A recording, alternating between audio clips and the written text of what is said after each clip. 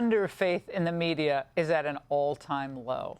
Here to weigh in, Energy Secretary Chris Wright. Mr. Secretary, this is wild. The Democrats, given their intransigence on this, that they want to rewrite and reinsert trillion plus in spending from the big beautiful bill that was, obviously cut. But what is this ultimate strategy? I mean, I'm trying to figure it out. Where do they think they're going to end up here? I don't know, but I think the gear they've been in since the start of the Trump administration has been a meltdown. They don't have sort of an independent idea or an alternative strategy. I think the one word they have is obstruction. In my own department, there's over 20 people that need to be confirmed by the Senate, the key deputies in the department.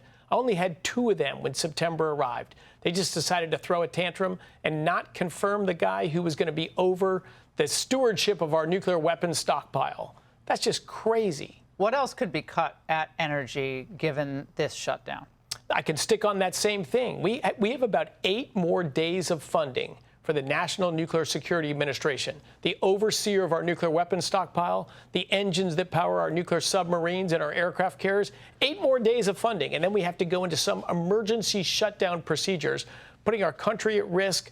Incredibly inefficient, just ridiculous for a continuation bill that's been passed by bipartisan majorities in the House and the Senate. Are there types of spending that DOJ had seen at energy that could be permanently eliminated if this continues, that is not essential spending? Absolutely. We did work to make our department more efficient. I'm a career businessman. And is there more work we could do to make it more efficient? Absolutely. And again, push that way, of course we'll do it. Senator Chris Van Hollen, Mr. Secretary, railed against the Trump administration for furloughing federal employees. Watch. Now what they're saying is, well, we're in a shutdown, we're going to fire more people. A shutdown gives President Trump no more authority to fire people than when we're not a shutdown. In fact, when you're in a shutdown, there are more restrictions on the president's ability to fire people. Your response to him, Mr. Secretary? Yeah, I think he just doesn't get how the executive branch works. And the more just practical aspect, you can only spend money you have. Most politicians don't get that, right? They're spending other people's money. So your point is they're furloughing the federal employees? Absolutely. Of course. Where would we get this money? I mean, if we had mythical money growing on trees, I guess we could pay people from here until eternity. But where else could we get the money?